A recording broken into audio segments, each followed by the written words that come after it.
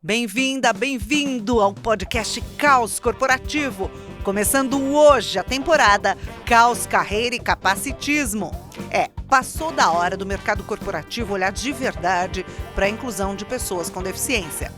O tema de hoje é direto, a lei de cotas na vida real. E para falar sobre ele, Carolina Ignarra, uma das maiores vozes da inclusão no Brasil. CEO e fundadora do grupo Talento Incluir, Carol já ajudou a colocar no mercado mais de 9 mil pessoas com deficiência em mais de 800 empresas por todo o Brasil e América Latina. Foi eleita pela Forbes uma das mulheres mais poderosas do Brasil e é colunista das principais publicações de gestão, diversidade e comunicação. Mas a história dela começou de outro jeito. Em 2001, um acidente de moto a deixou paraplégica e foi a partir daí que Carolina decidiu transformar sua carreira de educadora física de ginástica laboral em propósito pela inclusão das pessoas com deficiência. E aí, como é que você tá? Podcast Caos Corporativo na área. Aqui é Amanda Costa. Eu sou uma mulher de pele branca, olhos castanhos, cabelos castanhos. Estou usando uma blusa preta por baixo e por cima uma outra da cor vinho. E aqui com vocês, Fê Bragato. Eu, um homem branco de cabelos castanhos, eu estou usando um óculos de armação dourada, eu tenho barba levemente grisalha, eu estou usando uma camiseta preta e por cima uma jaqueta jeans azul. Que alegria, Alberto Reutemann, homem branco, calvo, olhos e cabelos, pouco cabelo castanho, olhos castanhos, usando uma blusa preta, porque faz frio nos estúdios da Escola do Caos. Seja muito bem-vinda, Carolina Ignarra! Que alegria estar aqui, Carol! Alegria, obrigada, gente! Bom, vou seguir a tradição da acessibilidade. Sou uma mulher de pele branca, cabelos e olhos castanhos, meus cabelos são lisos, de tamanho médio. Eu tô vestindo uma jaqueta de onça, de estampa de onça e uma blusa branca por baixo. Sou uma mulher cadeirante. Bem-vinda! Muito obrigada por estar aqui com a gente no podcast Caos Corporativo! Eu que agradeço, uma honra. Vamos lá, roda a vinheta!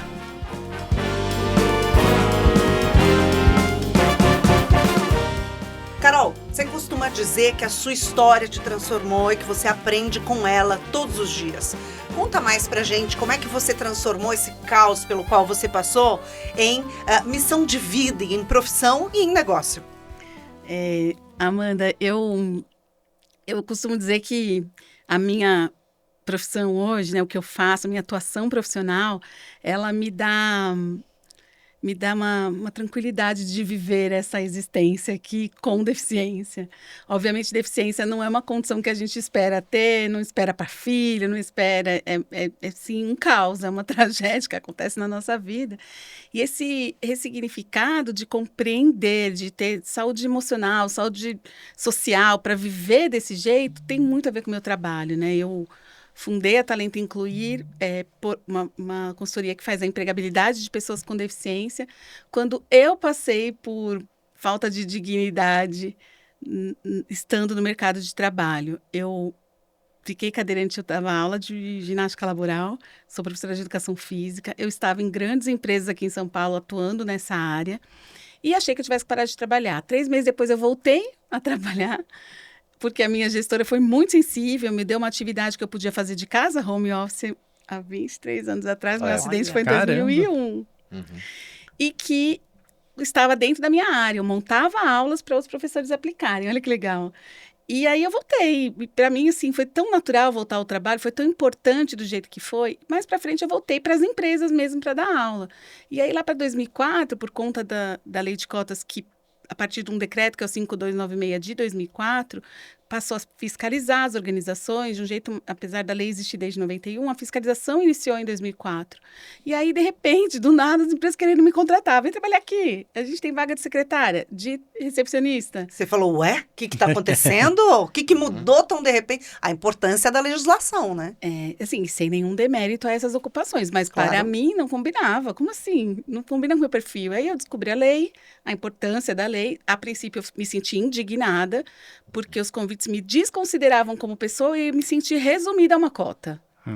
E aí que eu percebi que a minha história era de muitos privilégios. E a partir dos meus privilégios, então, fundei a Talento Incluir.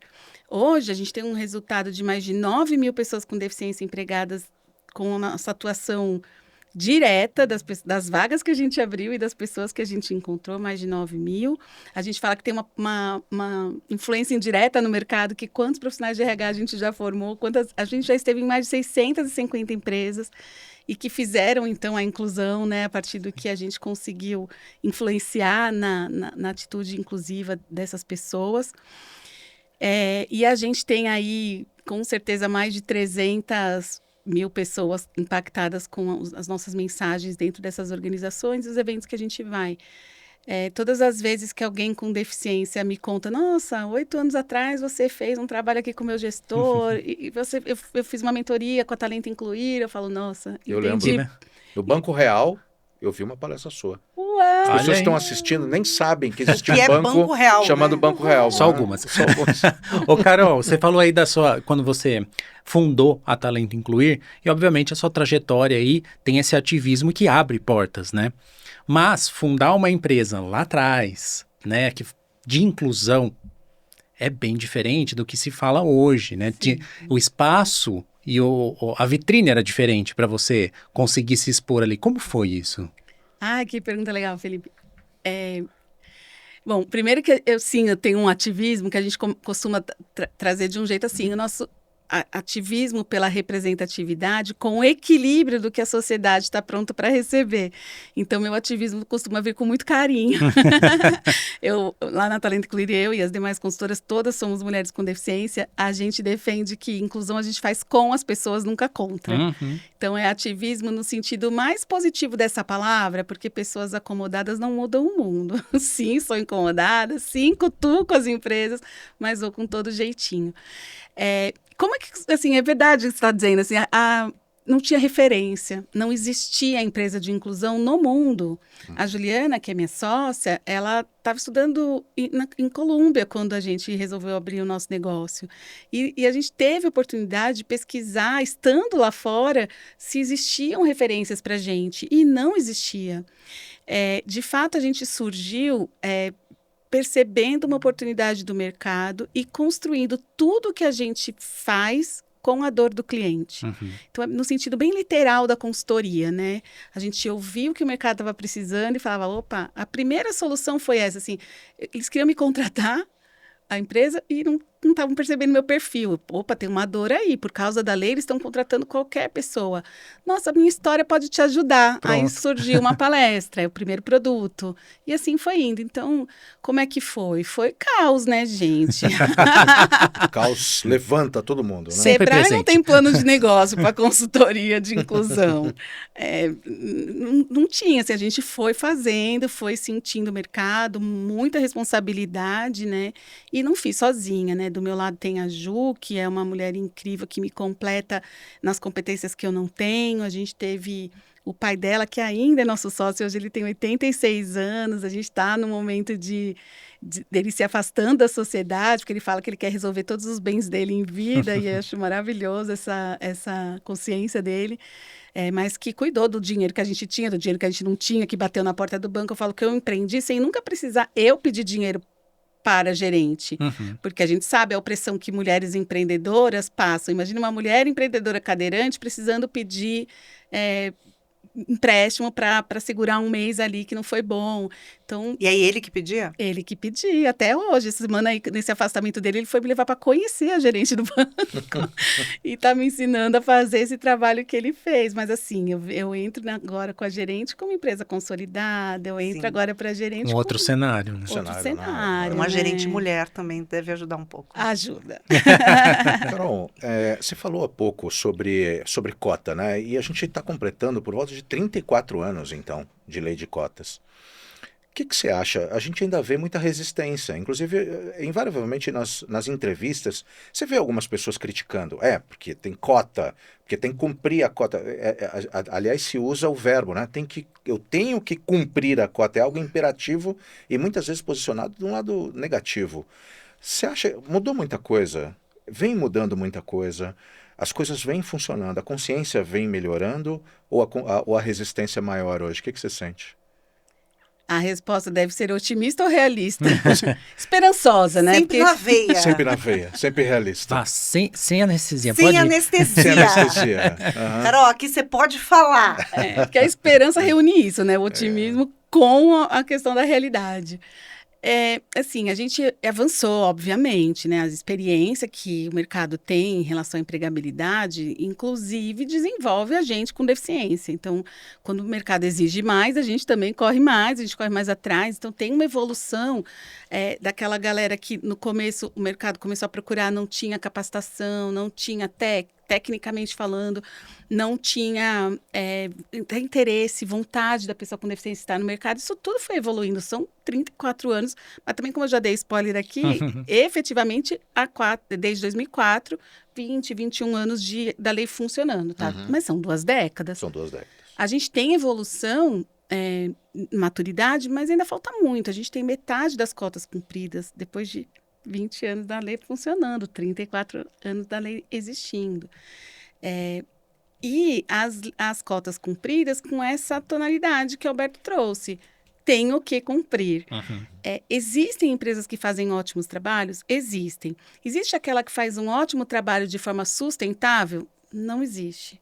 A gente está há 16 anos no mercado. E eu comecei a perceber que a liderança das organizações, presidência, diretoria, parece um mandato político. De 4 em 4 anos, troca todo mundo. É muito comum, é verdade.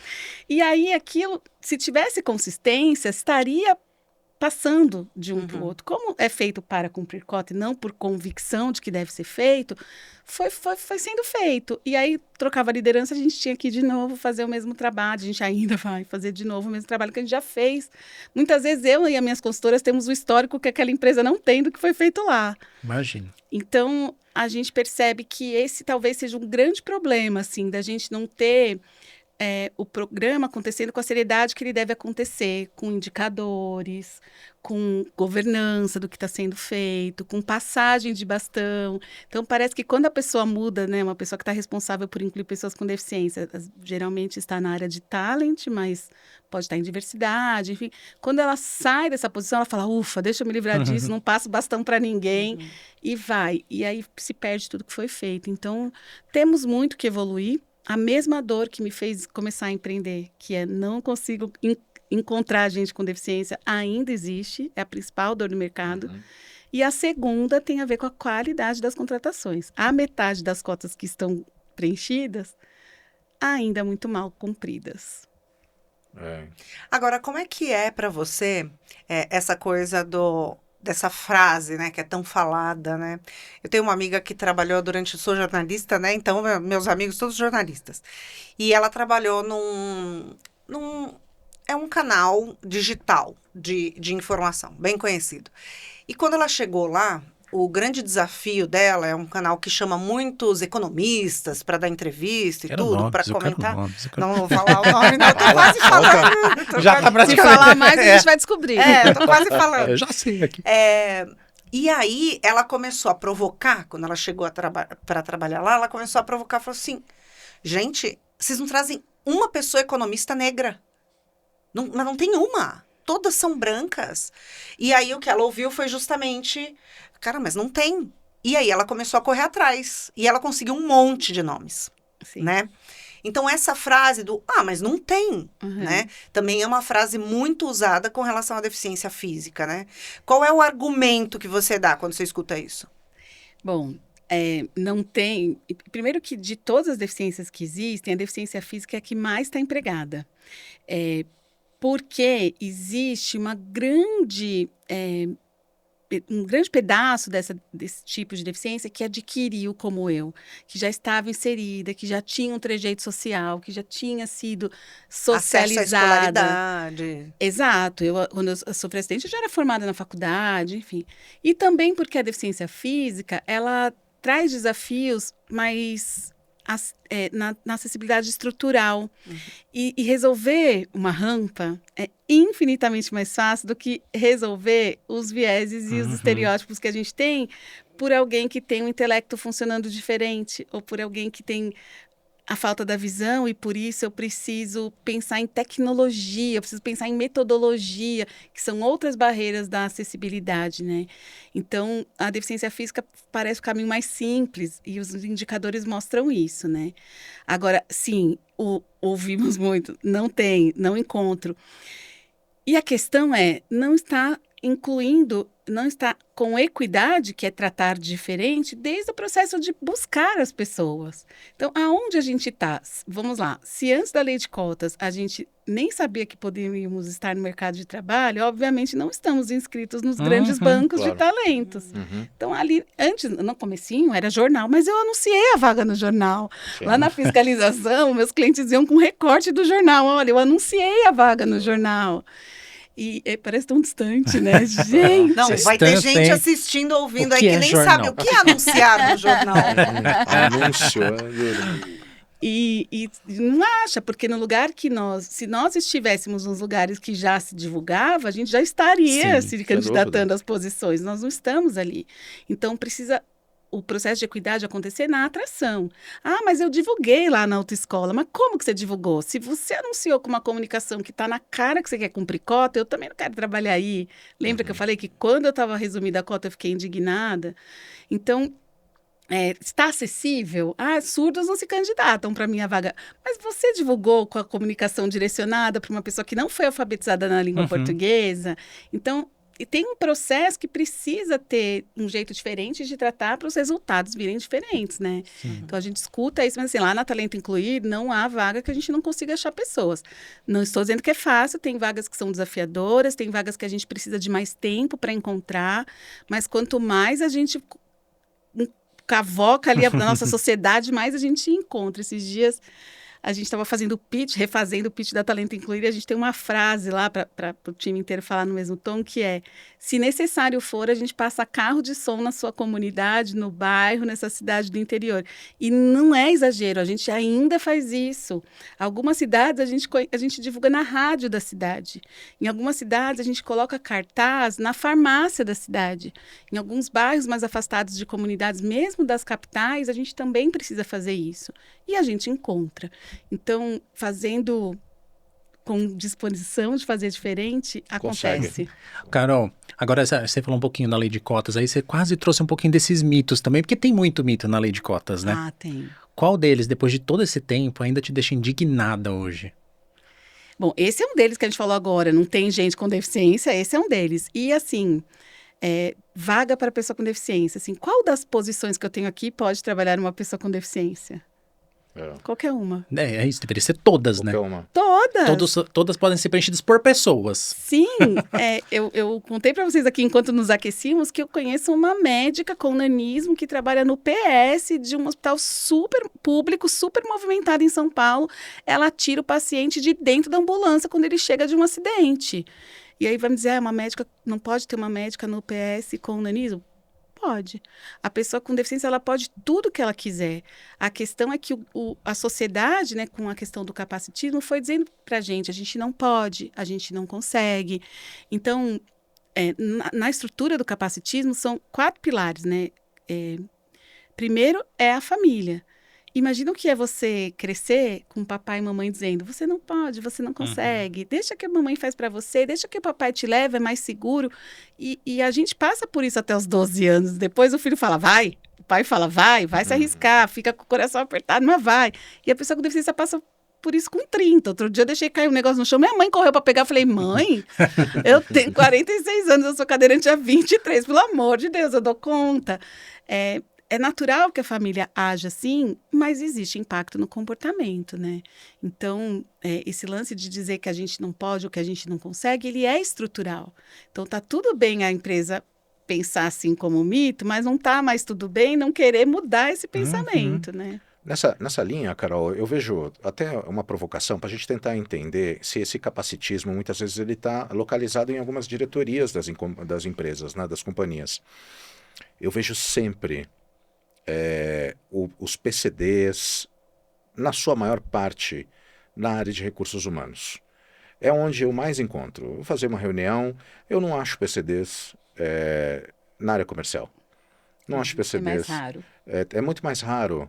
E E claro, né, que eu acho que talvez a explicação desses diretores baseados em tentar encontrar uma lógica para isso, eu falo assim, bom, manda lá para o RH, porque lá eles têm mais estrutura, né? Aqui eu preciso vender, aqui eu preciso de gente que vá para a rua, aqui eu preciso de gente que saia e que fique o tempo todo visitando, como se existisse um impedimento que inviabilizasse que um PCD pudesse fazer a mesma coisa que outras pessoas. Como é que você faz isso?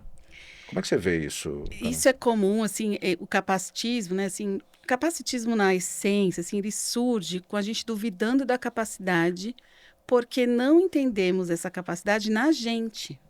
Então, aqui, alguém se imagina cozinhando de olhos fechados? Eu nem de olho aberto, tá? Que eu sou bem ruim na cozinha. Mas, assim, eu não me imagino fazendo um miojo de olho fechado. Não me imagino pondo uma pipoca no micro-ondas de olho fechado, sabe? Então, quando a gente fala do capacitismo, é isso. Eu duvido da capacidade de uma pessoa cega de cozinhar porque eu não vejo essa capacidade em mim. Exato. Então, tá, assim, faz parte do viés de funcionamento do nosso comportamento ser capacitista. Só que hoje esse conceito tem nome, inclusive, a editora Melhoramento está de parabéns, que foi a primeira editora a colocar no dicionário a palavra como uma palavra de fato, porque o conceito já existia, comportamento já existia há muito tempo, como conceito é mais recente, desde 2015 para cá. A partir do momento que eu tenho consciência, eu falo, poxa, por que eu estou duvidando que a pessoa pode? E qual que é o conceito? Capacitismo. O conceito de capacitismo. Capacitismo já existia, né? Desde que a Claro. que a humanidade existe. A gente não sabia qual era o nome. A gente não sabia que isso tinha... é discriminação, é preconceito. E racismo é preconceito, mas quando ele ganha o nome racismo, ele é um preconceito, ele é uma discriminação direcionada para as pessoas não brancas, pessoas pretas, pessoas indígenas, enfim. E isso ganha força, porque a partir do momento que o nosso cérebro, vocês trabalham com educação, nosso cérebro se conscientiza que algo existe, a gente também consegue encontrar soluções para resolver. Então, o capacitismo é muito novo para a gente na sociedade como termo, como conceito validado. De toda forma, existe da portaria à sala da presidência. Recentemente, Alberto, eu tenho tido a oportunidade de entrar para falar com a alta liderança com uma inovação que a gente fez desses momentos, porque esses momentos sempre foram muito escassos, né? Lá no comecinho, quando a Talento começou, a gente sempre desenhou, da alta liderança à portaria, tem que falar com todo mundo. E a gente conseguia, quando conseguia, 20 minutos na reunião da presidência com os diretores, e assim, com eles fazendo outra coisa, né? Mexendo no notebook, né? A gente saía, ninguém perguntava nada, quer dizer, era um assunto que o RH cavou pra gente. Hoje eu falo que a gente evoluiu, porque a gente consegue 1 hora e eles ainda pagam por isso. Porque antes eu ainda oferecia, pelo amor de Deus, me deixa entrar aí. Então, tem uma evolução. Mas agora a gente ainda evoluiu, recentemente, a gente começou a fazer, antes desse momento de 1 hora, um assessment com eles. Então, a gente entra 1 a 1. Eu entro e converso com o presidente, eu entro e converso com o diretor comercial, eu entro e converso com o diretor de marketing, 1 a 1. Estou falando no masculino porque a maioria são homens, mas às vezes a gente encontra uma mulher lá, uma resistente. E aí, resistente, eu estou falando que resistiu, porque geralmente elas são as mais abertas para os nossos temas, né? Resistiu para conseguir chegar, pelo amor de Deus, deixa eu explicar. E nesse assessment, a gente começa a fazer, e é um roteiro, e a gente faz perguntas para eles, que eles começam a perceber que não estão prontos. Eu já sei o que é diversidade, eles não sabem. Eu já sei o que é equidade, eles não sabem. Eu entendo privilégios, não, eles resistem. Então, quando eles começam a responder para mim, eles começam... E aí, essa reunião que era de 1 hora vira 2. Aí, eles começam a mencionar, eu dou aula na universidade, você pode dar aula para mim? Então, eu comecei a entender que tem muito capacitismo ali, como tem todo o resto da cadeia, da empresa, da sociedade, enfim. Porém, ali tem um caminho para a gente humanizar e dissolver. E também existe uma abertura que vem naturalmente deles quando das pessoas da diretoria ou o presidente mesmo tem um filho autista, porque autismo também é uma das deficiências que tem ajudado bastante a esse tema ficar mais natural, né? E quando tem essa questão, por empatia, né? Estou passando por isso, o que vai ser do meu filho no futuro? E existe também uma abertura por parte deles. E esses dias eu fiz esse assessment e depois presencialmente fui fazer a reunião com eles. Um dos diretores me puxou e falou assim, nossa, você não me ajudou a ser um executivo melhor, você me ajudou a ser um pai melhor. porque eu sou esse pai, deixa que o papai faz porque você não consegue. E nunca mais eu vou ser assim com meu filho. Então a gente começa a perceber que são humanos, né, gente? Todo mundo ali tá... E qual foi o pior absurdo que você já ouviu de uma liderança nessas conversas que você já teve? Qual foi o quê? O pior absurdo que você já ouviu, em termos de capacitismo mesmo? Quase não deve acontecer, né? Deve ser um negócio assim, muito raro. Tenta buscar um, assim. né? Tô tentando escolher aqui. Ô, gente, olha, entrou eu e Tabata Contri é uma mulher cadeirante também, como eu. Ela é bem bonita, assim. Se vocês estão me achando bonita, vocês precisam conhecer Tabata Contri. É aquela que acaba com a minha autoestima. A gente chegou jovem, a gente tinha nem 30 anos, chegam as duas lá na sala da presidência, e a gente conseguiu com esse presidente ficar 40 minutos naquela fase que era super difícil. Terminamos a reunião, ele falou assim, nossa, vocês são tão bonitas. Vocês são tão bonitas. A gente, cara, eu falei tanta coisa pra você, né? Esse foi o primeiro, assim, que eu percebi. E você conseguiu responder na hora? Não. A gente não consegue. Não. E a opressão faz a gente se calar de um jeito. Você sabe que esses dias impressionante. eu tava... É um assunto machismo, tá? Pauta aqui. Ótimo, mas porque eu já estava sentindo que a gente precisava falar disso também. A interseccionalidade, né? Esse dia eu tava no elevador, tava eu e meu marido, e eu sou aquela que fica catequizando a família, né? Porque existe uma máxima na diversidade que é, se você não pune uma atitude racista, não aponta uma atitude racista, apontar é melhor, você tá sendo racista junto. Exato. Então eu não consigo ficar quieta, porque, né? Desmond Tutu, né? Vai com o jeitinho, né? Que eu falei, vai com o seu ativismo carinhoso, mas vai. Uhum. E aí, eu tava no elevador, tava eu, meu marido e um vizinho. Aí eu falei, nossa, acabei de pegar o elevador com a sua esposa, ela tava indo pra garagem, né? Acabei de pegar o elevador com ela. Ele, nossa, ao invés dela lavar a louça, ela tá passeando de elevador. E eu não falei nada. Imagina a hora que o vizinho A gente saiu. fica paralisada com O meu esses marido absurdos. fez, como é que você não respondeu? Mas que eu respondi. Eu falei, eu não consegui. Eu fiquei assim, ó.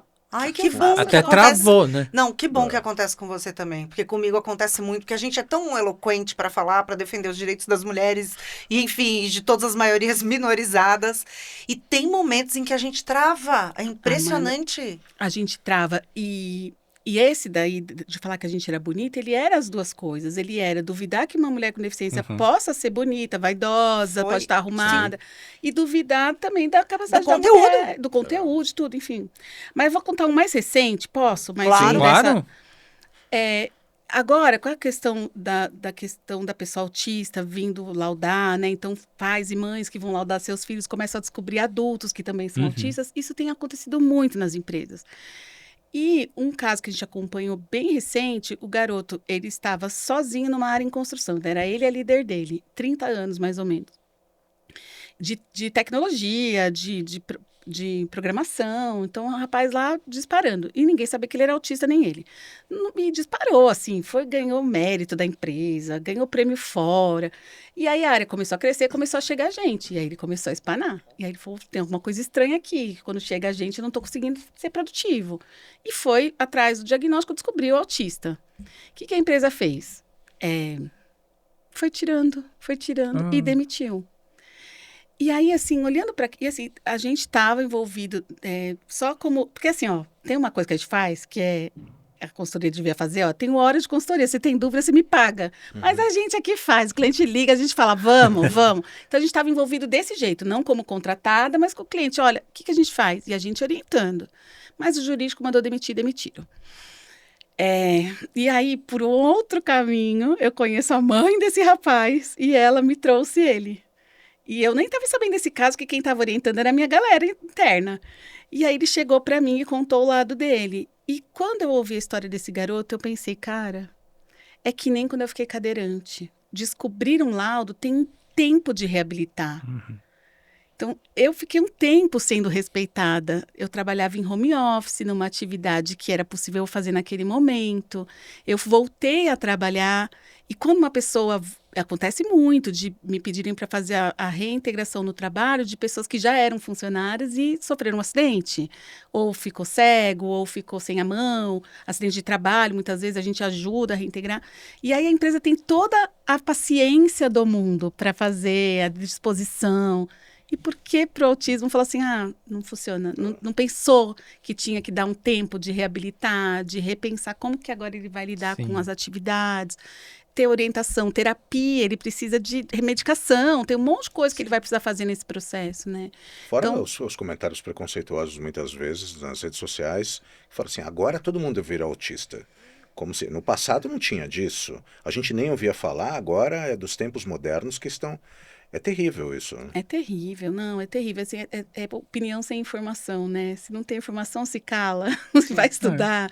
Rede É social. que hoje a gente tem mais informação, a gente consegue acessar mais. Então, que bom que a gente está conseguindo nomear as coisas para conseguir solucionar, trazer outras possibilidades também, né? Para que todo mundo seja incluído de verdade, né? Exatamente. Tem, de fato, alguma coisa acontecendo em relação ao autismo que ainda não foi descoberta de mais incidência. Uhum. Tem, de fato, mais incidência. Mas não quer dizer que não tinha antes. O que não tinha era Exato. diagnóstico. Todo mundo da minha igual geração... feminicídio, né? É. Agora, porque assim, é claro que a gente vê uma onda aí, né? A gente nunca viu um número tão alto de feminicídios. Eu não estou dizendo que não tenha aumentado, mas sem dúvida o acesso à informação faz com que os números das denúncias apareçam mais, graças a Deus, né? Sim. A gente quer mais é que os números apareçam e que a gente possa trabalhar para que eles diminuam, né? E você sabe que Maria da Penha não é só ela, né? Tem muitas mulheres que adquiriram a deficiência por conta de violência doméstica. Agora, Carol, uma coisa que eu acho que é interessante é que as pessoas possam pensar que a deficiência pode acontecer na nossa vida a qualquer momento, né?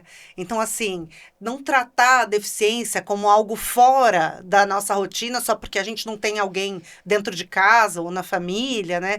Mas tratar a deficiência como algo triste, claro, mas natural, que pode acontecer com a gente amanhã, com qualquer um de nós, como aconteceu um dia com você, né?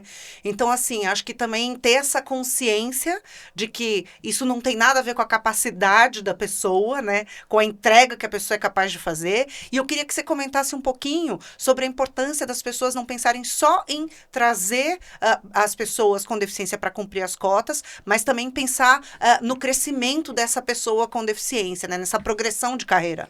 Muito bom, Amanda, me trazer essa pergunta, porque em algum momento comecei a falar que a qualidade da inclusão não está boa e não trouxe indicadores. Nós temos uma pesquisa recente, Talento Incluir fez essa pesquisa em final de 2024, ano passado. A gente fez essa pesquisa em parceria com o Instituto Locomotiva e também com o Pacto Global da ONU.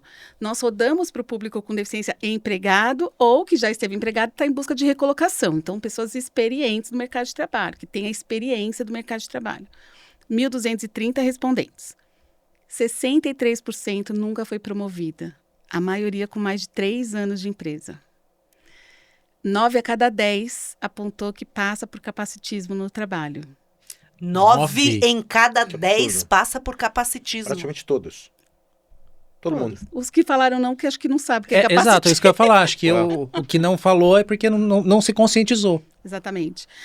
E 84% desses que disseram, 90% que passa por capacitismo, tem afeto na sua saúde emocional por conta do capacitismo no trabalho. E o capacitismo, vocês me perguntaram quantas situações, né? Vou até aproveitar esse momento para dizer. Parece tão bobinho, parece tão besteira, mas é todo dia. É sutil. É sutil, né? É sutil, mas você imagina eu chegar num lugar e precisar toda hora provar que eu posso, que eu consigo, que eu sou capaz. E é nesse estado de alerta que nós, pessoas com deficiência, nos mantemos.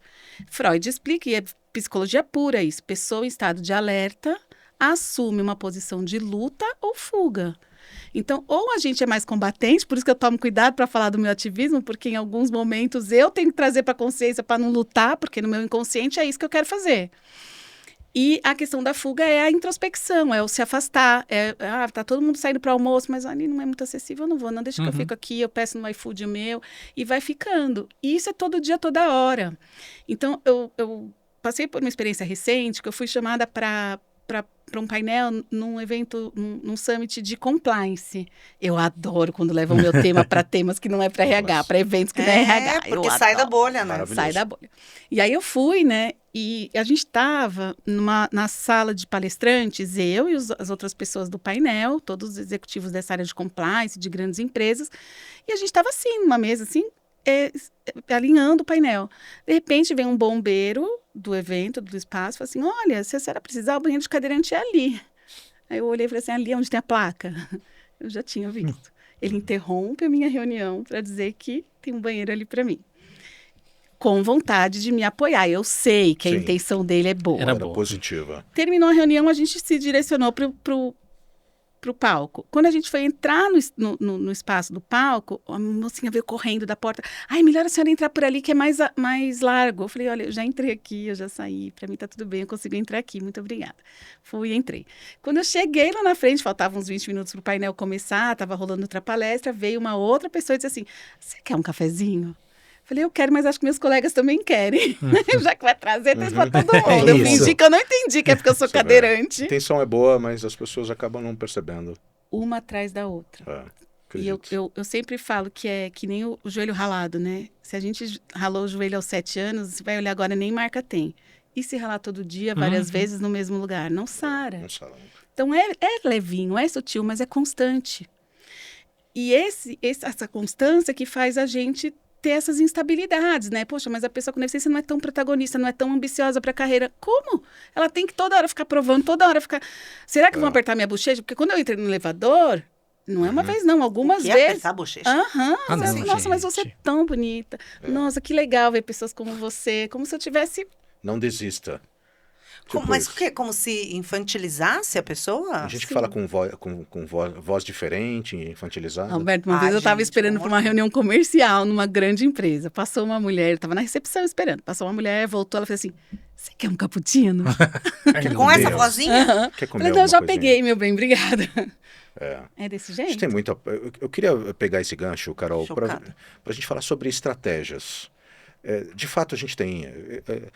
Podemos olhar isso como uma grande oportunidade também, né? De evoluir. Assim que eu olho. Eu acho que tem que ser nessa linha, porque desfiar os problemas é importante, entra no aspecto da gente elevar a nossa consciência, mas pensando no que as empresas podem fazer, que estratégias ou que ferramentas, o que você recomenda para os CEOs que nos assistem? São mais de 190 mil reproduções desde que a gente começou.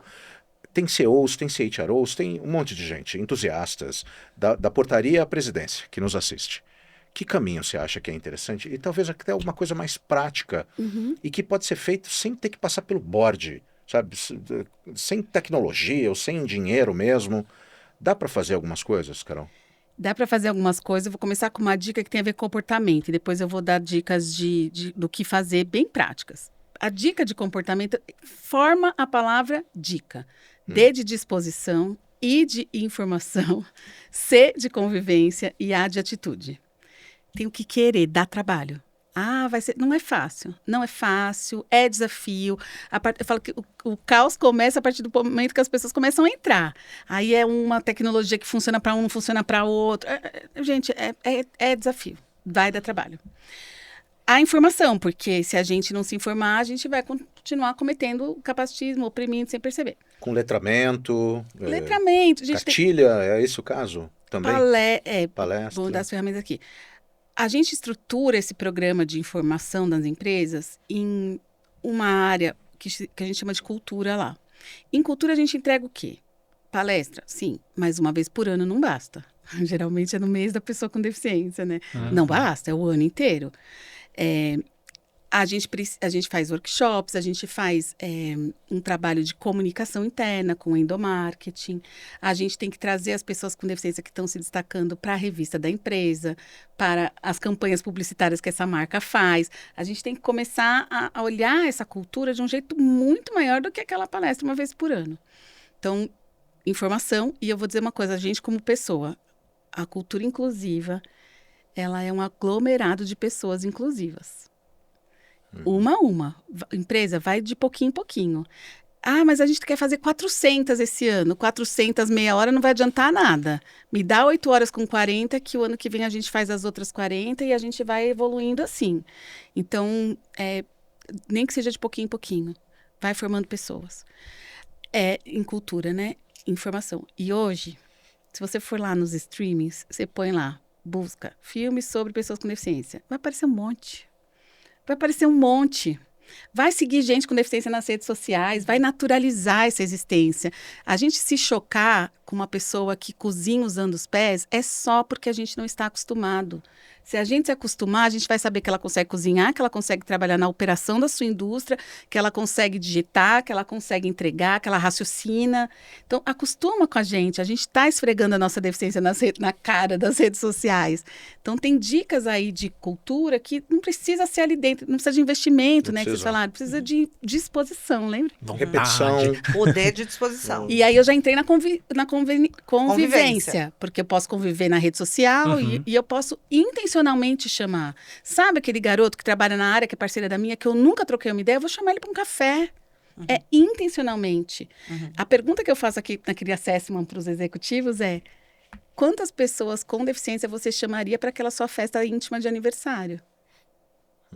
Nenhuma. Por quê? Se a gente existe. Né? E aí, vamos aumentar essa festa? Você vai investir um pouquinho mais na festa, vai fazer 50 anos, então essa festa vai ter 50 pessoas. Nenhuma. E você não conheceu ninguém, na sua empresa tem 300, ninguém você saiu para conversar. Tem um exemplo de um executivo, o nome dele é Clóvis, se eu não estou enganada. Ele é eu gosto de falar nome quando o exemplo é bom. Da DMS. Ele é um CEO do recorte deles de rações. De medicina animal, desculpa, rações não, medicina animal. Tem um garoto que trabalha na empresa dele, ele é CEO. Tem uma garota que trabalha na empresa dele, ele é cego. E ele joga futebol de cegos. Ele é atleta de futebol de cegos. Esse CEO se aproximou dele de um jeito que ele vai assistir o jogo do garoto. Percebe a convivência, como é que é? Se você não teve ainda, força positivamente, né? Sem usar a gente como token, porque também tem um lance de chamar pra festa só para mostrar pros amigos que é inclusivo. Não é isso. Mas assim, faça intencionalmente. E o último, que é a atitude, que volta para tudo que eu falei. Cara, você chamou o cara para tomar café, é uma atitude. Você pensou num projeto, né? E no programa como um todo, a gente tem que pensar que a pessoa com deficiência tem uma equidade na contratação, precisa ter, a gente já falou disso aqui, que precisa fazer diferente para ter resultados diferentes, e tem a equidade dentro da carreira, né? Então, metodologia de desenvolvimento na área de treinamento tem que estar acessível para a pessoa autista. Também. Tem que estar acessível para a pessoa surda. Então, tem que tratar com equidade todo o processo. E os indicadores. Se preocupe se na sua empresa tem pessoas com deficiência há 10 anos que nunca foram promovidas. Só que você só vai se preocupar com isso se você conseguir perceber isso. Então, tem que ter indicador. Uau, que aula! Que aula! Adorei, Carol. Muito obrigada pelas suas dicas. Adorei sua dica. Nós vamos colocar essa dica em lettering aí para todo mundo. Obrigada pela sua generosidade em compartilhar essas informações com a gente. Eu sei que deve ser duro também para você ficar repetindo isso o tempo todo, mas que bom que você transformou isso em profissão, né? E que você faz com muito amor e com muita competência. Então, obrigada mil vezes. Amanda, olha, eu vou complementar com um case aqui que é maravilhoso e é rápido. Um dia eu estava cansada de ter que, toda hora repetir, não aguento mais, estou cansada. Era meu aniversário, eu recebi a mensagem de uma candidata com deficiência que a gente incluiu há anos. Ela, Carol, parabéns, felicidades no seu dia. E olha, se você estiver cansada, descanse e volta amanhã. Eu não canso, se eu descansar, eu durmo e volto amanhã. Combinado, então dorme e volta amanhã no podcast. Volta. Obrigada, Carol. Obrigado, muito Carol. obrigada. Obrigado, Carol. Que E delícia você isso que aqui. curtiu essa conversa deliciosa, cheia de boas histórias e muita informação, compartilha com as pessoas aí na sua empresa, na sua família, para os amigos, para os inimigos. Podcast Caos Corporativo volta semana que vem com mais dessa temporada super especial. Um beijo. Tchau, Beijo. tchau. Tchau, tchau. Tchau.